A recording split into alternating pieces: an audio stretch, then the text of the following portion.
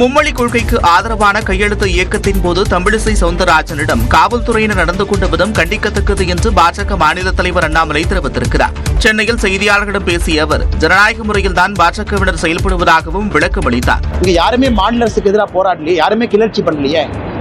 மக்களை ஒருங்கிணைத்து ஜனநாயக முறையில் அவருடைய கையெழுத்துக்கு ஒரு வலிமை இருக்குது என்பதை எடுத்துக்காட்டி அந்த கையெழுத்து இயக்கத்தை நடத்தி கொண்டிருக்கக்கூடிய பாரதிய ஜனதா கட்சியினுடைய தலைவர்கள் தொண்டர்களை சீண்டுவது, குறிப்பாக இன்னைக்கு சென்னையில் அக்கா தமிழிசை சவுந்தரராஜன் அவர்களை கைது செய்திருப்பது, இதெல்லாம் கூட நாங்கள் வன்மையாக கண்டிக்கிறோம்.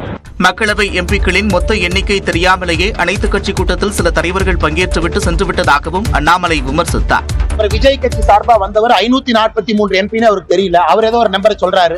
இன்னொரு தலைவர் 453 பேசிய முடிச்சிட்டார் 5 நிமிஷம். நேற்று அனைத்து கட்சி கூட்டத்தில் சில தலைவர்களுக்கு இந்தியால எத்தனை எம்பிக்கள் இருக்காங்கன்னே தெரியல. பெரும்பாலான மாநிலங்களில் மும்மொழி பயிலும் போது தமிழ்நாடு இரு மொழிகளில் தேங்கிவிடக் கூடாது என்று அண்ணாமலை கேட்டுக் கொண்டார்.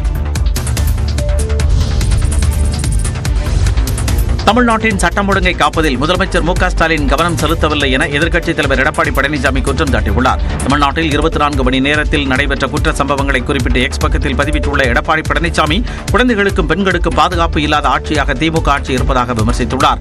சட்டம் ஒழுங்கை காப்பதில் எவ்வித கவனமும் செலுத்தாமல் முதலமைச்சர் அலட்சியமாக இருப்பதால் தமிழ்நாட்டில் சட்டம் ஒழுங்கு கெட்டுள்ளதாகவும் அவர் குறிப்பிட்டுள்ளார். பெண்களுக்கு எதிரான குற்றங்களுக்கு எந்த பதிலும் சொல்லாத முதலமைச்சர் மக்களுக்கு துடியும் சம்பந்தமில்லாத விஷயங்களை முன்னிலைப்படுத்துவதாகவும் தெரிவித்துள்ளார். சட்டம் ஒழுங்கையும் குழந்தைகள் மற்றும் பெண்கள் பாதுகாப்பை உறுதி செய்யும் அந்த இரும்பு கரத்தின் துருவை துடைத்தெறிந்து முதலமைச்சர் செயல்பட வேண்டும் என்று எடப்பாடி பழனிசாமி கேட்டுக் கொண்டுள்ளார்.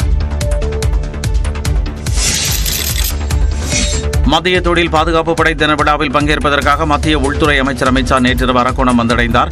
மத்திய தொழில் பாதுகாப்பு படை உருவாக்கப்பட்டு 56 ஆண்டுகள் ஆவதை ஒட்டி இன்று CISF தினம் கொண்டாடப்படுகிறது. இதையொட்டி ராணிப்பேட்டை மாவட்டம் தக்கோலத்தில் உள்ள மத்திய தொழில் பாதுகாப்பு படையின் மண்டல பயிற்சி மையத்தில் நடைபெறும் நிகழ்ச்சியில் மத்திய உள்துறை அமைச்சர் அமித் ஷா பங்கேற்க உள்ளார்.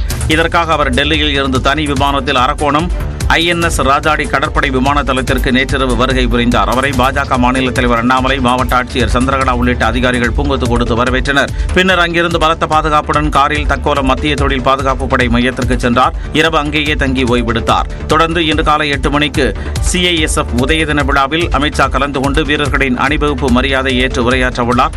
அதன் பின்னர் அமித் ஷா காலை 10:30 மணிக்கு அங்கிருந்து பெங்களூரு செல்ல உள்ளார்.